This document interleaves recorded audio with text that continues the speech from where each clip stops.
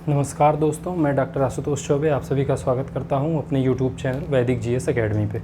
दोस्तों, आज जो हमारी क्लास होगी वो होगी राजपूत राजवंशों की। कल जो है हमने गुप्तोत्तर काल में हर्ष के उपरांत देखा था कि जो क्षेत्रीय शासन व्यवस्था स्थापित होती है और क्षेत्रीय राजवंश स्थापित होते हैं। उसके बाद हर्ष के मृत्यु के बाद और भी विखंडीकरण होता है, राजनीतिक विखंडीकरण होता है और उसके बाद बहुत सारे छोटे छोटे राजपूत राजवंशों का इस समय उदय होता है। और इस समय जो राजपूत राजवंशों का उदय होता है, इसे डॉक्टर ईश्वरी प्रसाद ने राज्यों के अंदर राज्यों की उत्पत्ति से संबोधित किया है। खैर, वो सारी चीज़ें मेंस की हो जाएंगी। हम यहाँ प्रीलिम्स के हिसाब से कुछ महत्वपूर्ण राजपूत राजवंशों को और उनके शासकों द्वारा जो महत्वपूर्ण कार्य किए गए और जो हमारे एग्जाम के पॉइंट ऑफ व्यू से ज़रूरी हैं, उनको देखेंगे। तो आइए हम शुरू करते हैं। तो देखिए, पहला जो राजपूत राजवंश हम देखते हैं उत्तर भारत में, वो रहता है गुर्जर प्रतिहार का। और आप ये जानिए कि गुर्जर प्रतिहार जो राजपूत राजवंश रहता है, इसके पास बहुत बड़ा इलाका रहता है क्षेत्रफल के आधार पर। और इसका जो आदि पुरुष रहता है वो रहता है हरिश्चंद्र नाम का व्यक्ति। और इसका जो संस्थापक माना जाता है वो नागभट्ट प्रथम को माना जाता है और इसका वास्तविक संस्थापक वत्सराज को माना जाता है। अब आप याद रखिएगा कि जैसे आपसे अगर आदि पुरुष की बात पूछ ले एग्जाम में तो हरिश्चंद्र हो जाएगा, संस्थापक पूछेगा तो नागभट्ट प्रथम, और अगर वास्तविक संस्थापक की बात करेगा तो आपको वत्सराज पे आंसर लगाना होगा। अब जो देखिए नागभट्ट प्रथम रहता है, इससे संबंधित एक फैक्ट है जो बहुत बार पूछा गया है टीचिंग्स के एग्जाम में भी और कई बार वनडे के एग्जाम्स में भी। तो आपको भी याद रखना है कि इसे म्लेच्छों का विनाशक या म्लेच्छों का नाशक कहा गया है। नागभट्ट प्रथम को किसके द्वारा? अरबों के द्वारा कहा गया। फिर इसके बाद नागभट्ट प्रथम के बाद जो इसका अगला शासक होता है वो वत्सराज होता है। और इस वत्सराज के समय ही हम देखते हैं कि त्रिकोणात्मक संघर्ष की शुरुआत होती है। यानी जो कन्नौज पे सत्ता के लिए संघर्ष शुरू होता है राष्ट्रकूट, पाल और प्रतिहार में, वो इसी वत्सराज के समय शुरू होता है। तो इसको भी आपको ध्यान रखना है। फिर वत्सराज के बाद देखिए नागभट्ट द्वितीय शासक होता है और इसने सर्वप्रथम कन्नौज को प्रतिहारों की राजधानी बनाई। ये भी आपको याद रखना है। उसके बाद नागभट्ट के बाद देखिए मिहिर भोज इस वंश का सबसे प्रसिद्ध शासक होता है और इसकी दो प्रसिद्ध उपाधियाँ हैं। इसे आदिवारा और प्रभास कहा जाता है और इसका एक प्रसिद्ध अभिलेख है ग्वालियर अभिलेख।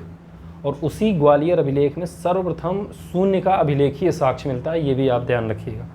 ग्वालियर अभिलेख इसी मिहिर भोज प्रथम का है। और इसी मिहिर भोज प्रथम का एक अभिलेख है पंजाब में पेहोवा अभिलेख। और इस पेहोवा अभिलेख से अश्व के खरीद बिक्री के बाजार की चर्चा मिलती है और ये भी पूछा गया, इसको भी आप याद रखिएगा।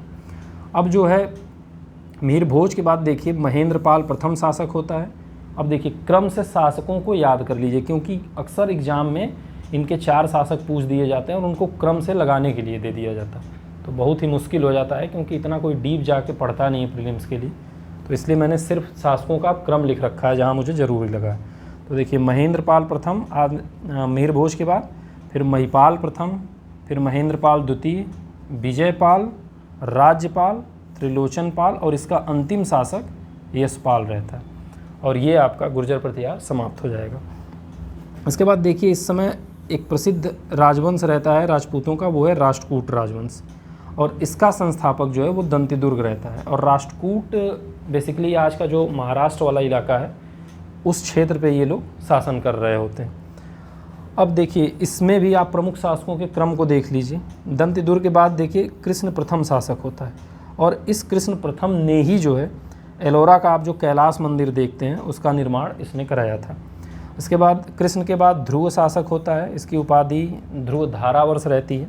फिर गोविंद तृतीय शासक होता है। फिर इसके पश्चात अमोघ वर्ष शासक होता है। अमोघ वर्ष से कुछ महत्वपूर्ण चीज़ें हैं जो हमें जाननी चाहिए, वो आप देख लीजिए। अमोघ वर्ष की 2 उपाधियाँ हैं जो प्रसिद्ध हैं, उपाधियाँ नहीं, इसकी 2 रचनाएं हैं।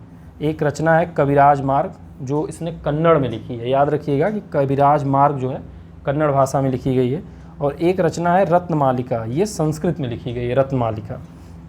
और अमोघ वर्ष का एक ताम्रपत्र लेख है, संजन ताम्रपत्र लेख। इस ताम्रपत्र लेख से उल्लेख मिलता है कि एक समय अमोघ वर्ष के राज्य में भीषण अकाल पड़ता है और भीषण अकाल को समाप्त करने के लिए ये देवी लक्ष्मी को अपनी अंगुली काट के चढ़ा देता है। तो उसकी सूचना जो है ये इसी संजन ताम्रपत्र लेख से मिलती है। और इसे देखिए दक्षिण का अशोक भी कहा जाता है। एक सीधे प्रश्न आपसे ये भी बन सकता है कि किस शासक को दक्षिण का अशोक कहा जाता है, तो आप याद रखिए अमोघ वर्ष को कहा जाता है। और इसके दरबार में जो है 2 प्रसिद्ध विद्वान रहते हैं, जिनसेन और महावीराचार्य। और जिनसेन की रचना हम जानते हैं कि आदि पुराण है, और महावीराचार्य की जो रचना है वो गणित सार संग्रह है। ये भी आपको याद रखना है। अब देखिए अमोघ वर्ष के बाद इंद्र तृतीय शासक होता है। इंद्र के बाद जो है कृष्ण तृतीय शासक होता है। और ये जो कृष्ण तृतीय शासक है, इसने तक्कोलम के युद्ध में चोलों को पराजित किया था, और कुछ समय के लिए चोलों का जो वैभव था वो दब जाता है, और बाद में जाके हम फिर देखते हैं कि वो उभरते हैं। आगे मैं जब चोल बताऊंगा तो उसमें ये कहानी आपको बताऊंगा। तो यहाँ बस आप याद रखिएगा, क्योंकि वहाँ आप कनेक्ट कर पाएंगे कि इसी कृष्ण प्रथम ने तक्कोलम की लड़ाई में चोलों की शक्ति को नष्ट किया था। फिर कृष्ण प्रथम के बाद जो है गोविंद चतुर्थ शासक होता है, और इसका अंतिम शासक जो है वो कर्क द्वितीय होता है राष्ट्रकूट वंश में। तो ये आपको याद रखना है। अब 1-2 इससे और ज़रूरी फैक्ट है कि जो राष्ट्रकूट शासक थे, इन्होंने अपने क्षेत्र में, राज्य क्षेत्र में अरब व्यापारियों को बसने, इस्लाम का प्रचार करने और मस्जिद निर्माण करने की छूट दे रखी थी। और इसी राष्ट्रकूट शासकों के यहाँ अपभ्रंश के एक बड़े विद्वान स्वयंभू जो थे वो इनके दरबार में रहते थे। तो देखिए परीक्षा के दृष्टिकोण से ये जितना इम्पोर्टेंट है वो मैं आपको बता रहा हूँ। अब जो अगला वंश होगा ये है पाल वंश। और पाल वंश जो है वो आज के वर्तमान बंगाल पे स्थापित रहते हैं, और इसका संस्थापक देखिए गोपाल नाम का व्यक्ति रहता है। और एक कॉमन उपाधि रहती है पाल शासकों की, वो है परम सौगत। और आप ये जानिए कि पाल वंश के जो शासक रहते हैं वो बौद्ध धर्म के अनुयायी रहते हैं। वज्रयान का प्रभाव काफ़ी रहता है इस क्षेत्र में, और उसके प्रभाव में इन लोगों ने भी बौद्ध धर्म को प्रश्रय दिया। और आप ये जानिए कि जिस समय पूरे हिंदुस्तान से बौद्ध धर्म का पतन हो रहा होता है, उस समय पाल वंश ने बहुत प्रश्रय दिया बौद्ध धर्म को, लेकिन इनके इतना प्रश्रय देने के बाद भी बौद्ध धर्म नष्ट हो जाता है हिंदुस्तान से। और उसका सबसे बड़ा रीज़न रहता है तंत्रवाद का प्रभाव बौद्ध धर्म के नष्ट होने का। अब देखिए गोपाल के बाद इसका एक प्रसिद्ध शासक महिपाल प्रथम है। महिपाल के बाद धर्मपाल शासक बनता है, और इसी धर्मपाल ने जो है विक्रमशिला और सोमपुर बिहार की स्थापना की थी। 2 प्रसिद्ध शिक्षा के केंद्र हैं विक्रमशिला और सोमपुर, आप इनको याद रखिएगा।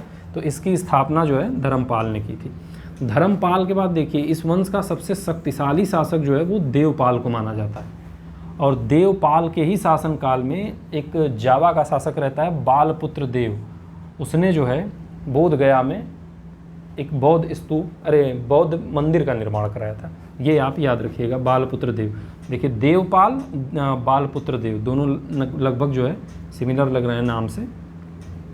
अब इसमें देखिए बहुत सारे शासक हैं, मैंने उनको छोड़ दिया है। अब देखिए सीधे मैं रामपाल पे आ रहा हूँ। रामपाल के दरबार में एक प्रसिद्ध रचनाकार रहते हैं संध्याकर नंदी, और इन्होंने रामपाल चरित नाम की एक रचना लिखी है, और उसमें स्वयं को वाल्मीकि से और रामपाल को जो है राम से तुलना की है रामपाल चरित में संध्याकर नंदी ने। और इसके बाद देखिए इसका जो अंतिम शासक रहता है पाल वंश का वो मदन पाल है। तो ये आप इतना याद रखिए। अब पाल वंश के बाद देखिए एक प्रमुख राजवंश रहता है जो आज का वर्तमान उत्तर प्रदेश का हिस्सा देखते हैं, उस पर इनका शासन रहता है, वो है गाहड़वाल वंश। और गाहड़वाल वंश जो है इसका संस्थापक चंद्रदेव नाम का व्यक्ति रहता है, और इसका अंतिम शासक जो है वो हरिश्चंद्र रहता है। अब देखिए इसमें एक बहुत महत्वपूर्ण शासक रहता है जिसके बारे में आपको जानना चाहिए, वो है गोविंद चंद्र गाहड़वाल। और इसी गोविंद चंद्र गाहड़वाल का एक मनेर ताम्रपत्र लेख मिलता है जिससे तुरुस्क दंड कर की सूचना मिलती है। ये एग्जाम में पूछा गया और कई बार पूछा गया है कि तुरुस्क दंड कर किस वंश से संबंधित है, तो आप याद रखिएगा गाहड़वाल वंश से। अगर शासक पूछ दिया जाए तो गोविंद चंद्र गाहड़वाल से, और ये सबसे प्रतापी शासक रहता है गाहड़वाल वंश का। और इसी का एक मंत्री रहता है लक्ष्मीधर, उसकी एक बहुत प्रसिद्ध रचना है, ये राजशास्त्र पे बेस्ड है, और इसका नाम है रचना का कृत्यकल्प तरु। ये भी आप ध्यान रखिएगा। और इसकी जो रानी रहती है महारानी गोविंद चंद्र की, कुमार देवी, इसने जो है सारनाथ में धर्मचक्र जिन विहार की स्थापना की थी, और ये भी पूछा गया एग्जाम में, इसलिए आप ये भी याद रखेंगे। इसके बाद देखिए एक दूसरा शासन साम्राज्य स्थापित होता है चौहानों का, और इसका संस्थापक वासुदेव रहता है, या राजस्थान या अजमेर वाला जो क्षेत्र आप देख रहे हैं वहाँ पे ये लोग स्थापित रहते हैं। और इसका अंतिम शासक जो रहता है वो पृथ्वीराज तृतीय रहता है, और यही पृथ्वीराज तृतीय जिसे हम पृथ्वीराज चौहान के रूप में जानते हैं, जिसे मोहम्मद गोरी ने पराजित किया, वो यही पृथ्वीराज तृतीय रहता है।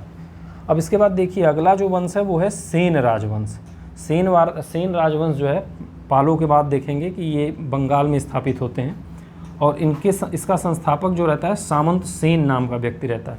और ऐसा माना जाता है कि जब राजेंद्र चोल ने गंगा घाटी का अभियान किया था, यानी बंगाल पे उस समय महिपाल नाम का शासक था, जब उसने उस पर अटैक किया था पाल वंश पे, तो उसी समय दक्षिण से ये ब्राह्मण वंश से संबंधित कुछ लोग थे जो दक्षिण से बंगाल में स्थापित होते हैं और वही ब्रह्मक्षत्र के रूप में यहाँ सेन वंश की स्थापना करते हैं। तो ये सेन जो है ये ब्रह्मक्षत्र रहते हैं। सेन वंश में देखिए एक बहुत प्रसिद्ध शासक लक्ष्मण सेन है, जिससे एग्जाम में प्रश्न आते हैं।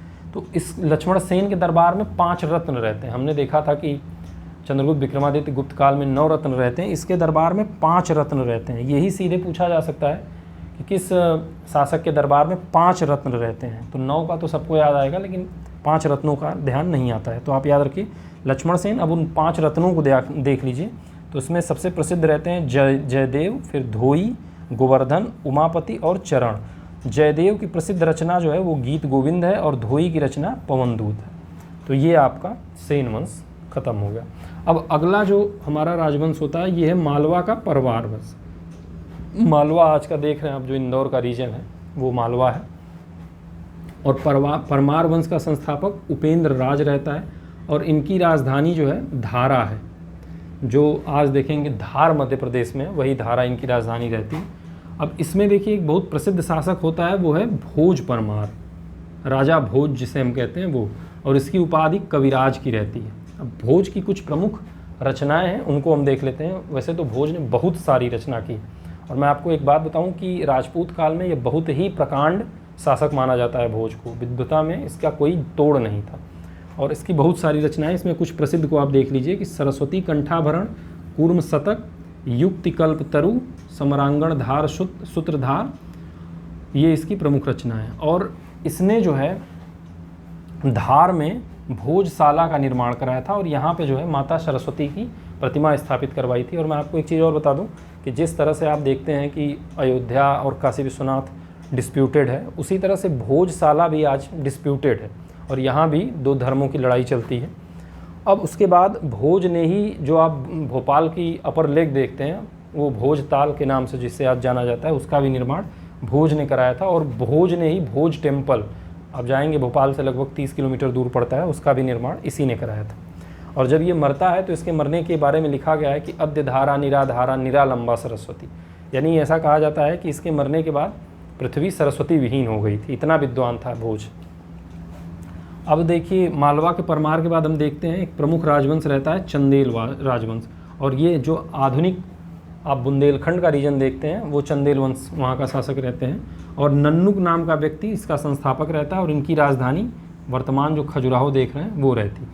अब नन्नुक के बाद देखिए इसमें जो अगला शासक आता है वो हर्ष आता है। हर्ष के बाद यशोवर्मन, उसके बाद धंग, धंग के बाद गंड, गंड के बाद विद्याधर, विद्याधर के बाद विजयपाल, देववर्मन, कीर्तिवर्मन, मदन वर्मन और अंतिम शासक परमर्दी देव रहता है। और आप ये जानिए कि जो परमर्दी रहता है इसी के समय प्रसिद्ध जो लड़ाकू व्यक्ति रहते हैं आल्हा और उदल, इसी परमर्दी के शासनकाल में रहते हैं। और जो कीर्तिवर्मन होता है इसी के समय एक प्रसिद्ध विद्वान होते हैं कृष्ण मित्र, और इनकी रचना है प्रबोध चंद्रोदय। ये भी खूब पूछी गई है। मैं आपको बताऊं कि वनडे एग्जाम में और पीसीएस के एग्जाम में और कह सकते हैं यूपीएससी के एग्जाम में भी कृष्ण मित्र की जो रचना प्रबोध चंद्रोदय है, इसको भी खूब पूछा गया है कि किस राजवंश से संबंधित थी ये। तो आप याद रखिए कि चंदेल राजवंश से थी और रचनाकार जो कृष्ण मित्र हैं प्रबोध चंद्रोदय के। अब इसके बाद देखिए एक राजवंश रहता है सोलंकी राजवंश। ये गुजरात में स्थापित है, वर्तमान गुजरात में, जो अनिलवाड़ा इनकी राजधानी रहती है। और जो ये सोलंकी राजवंश है इनको चौलुक्य भी कहा जाता था। आप ध्यान रखिए कि इनको चालुक्य आप नहीं समझेंगे, चालुक्य अलग हैं और चौलुक्य अलग हैं। तो ये जो चौलुक्य हैं यानी गुजरात में सोलंकी जो रहते हैं उन्हीं को चौलुक्य भी कहा गया है। और इसका संस्थापक जो है वो मूलराज प्रथम रहता है और इनकी राजधानी अनिलवाड़ा है। अब देखिए मूलराज के बाद जो है इसका जो शासक होता है वो चामुंड राज होता है, फिर अगला शासक दुर्लभ राज, फिर भीमदेव प्रथम शासक होता है। और इसी भीमदेव प्रथम के समय 1025 ईस्वी में महमूद गजनवी का आक्रमण सोमनाथ मंदिर पे होता है। एक दुर्ग रहता है कंथा दुर्ग, उसी में जाके शरण लेता है और अपनी रक्षा करता है। और जब महमूद चला जाता है तो फिर से इसने सोमनाथ मंदिर का जीर्णोद्धार करवाया। अब इसके बाद देखिए जो अगला शासक होगा वो कर्ण होता है। कर्ण के बाद एक अगला शासक है जयसिंह, और जयसिंह की जो उपाधि है वो जयसिंह सिद्धराज की उपाधि है। और जयसिंह के बारे में कहा जाता है कि इसने अपनी माँ के कहने पे जो सोमनाथ मंदिर पे यात्रा कर लगता था उसको इसने बंद करा दिया, और 1 लाख बलोत्तर मुद्रा देकर इसने एक मस्जिद की निर्माण कराई थी। और इसी जयसिंह के समय हेमचंद्र जो जैन विद्वान रहते हैं, हम जानते हैं कि इसी के दरबार में वो रहते हैं। जयसिंह के बाद जो अगला शासक होता है वो है कुमारपाल, और कुमारपाल जो है जैन धर्म का अनुयायी रहता है, और इसने जैन धर्म के प्रभाव में अपने राज्य में शराब, जुआ, वेश्यावृत्ति, इन सब चीज़ों पे प्रतिबंध, गोमांस, इन सब चीज़ों पे प्रतिबंध लगा देता है। और ये सारी चीज़ें एग्जाम में पूछी गई हैं कि कौन सा चालुक्य शासक या सोलंकी शासक रहता है जिसने अपने राज्य में जैन धर्म के प्रभाव में मांस मदिरा पर रोक लगा दी थी। तो आप याद रखिएगा कि ये कुमारपाल शासक रहता है। अब जो है कुमारपाल के बाद जो अगला शासक रहता है ये है अजयपाल, और आप ये भी इससे भी संबंधित प्रश्न पूछा गया है। और ये जैनियों का बहुत बड़ा विरोधी रहता है, ये कट्टर शैव रहता है, और इसने जैन साधुओं की हत्या कराई अपने राज्य में, और इसके भय से बहुत सारे जैनी जो है वो गुजरात से बाहर भाग गए। तो आपको ये भी याद रखना है। और इसका अंतिम शासक जो रहता है वो भीमदेव रहता है, और इसी भीमदेव के समय जो है मोहम्मद गोरी का अटैक होता है, और मोहम्मद गोरी को कासहद के मैदान में भीमदेव ने अपनी माँ नायका देवी के सहयोग से पराजित किया हो। तो आप ये भी याद रखिए, नायका देवी को भी पूछा गया है कि कासहद में जो है मोहम्मद गोरी को किसने पराजित किया, तो भीमदेव पराजित करता है, और भीमदेव के साथ उसकी माँ रहती है नायका देवी या नायिका देवी, दोनों नाम आता है, उसने मोहम्मद गोरी को पराजित किया। तो देखिए राजपूत वंश में जो महत्वपूर्ण राजवंश थे वो मैंने आपको यहाँ बता दिए। अब मुझे लगता है कि 1-2 राजवंश यहाँ भी बच रहे हैं, जैसे कश्मीर के 3-4 राजवंश हैं, उनको मैं कल के वीडियो में आपसे डिस्कस कर लूँगा। और उसके बाद राजपूत वंश का जो सांस्कृतिक इतिहास रहता है वो मैं आपको बता दूंगा, और 2 वीडियो में हमारा पूरा राजपूत राजवंश ख़त्म हो जाएगा। और एक बात मैं आपसे कहना चाह रहा हूँ कि अब देखिए, आप देख रहे हैं कि APS की वैकेंसी आ गई है, और अक्टूबर के फर्स्ट वीक में RO ARO की भी वैकेंसी आ जाएगी। 27 दिसंबर को MPPCS मेंस है, और बाकी BPSC चल ही रहा है, 30 को देखिए BPSC है। तो आप लोग अपनी पढ़ाई को मजबूती के साथ करते रहिए, ताकि जो है आप अपने लक्ष्य को आसानी से हासिल कर सकें। आज का क्लास यहीं समाप्त होता है। धन्यवाद।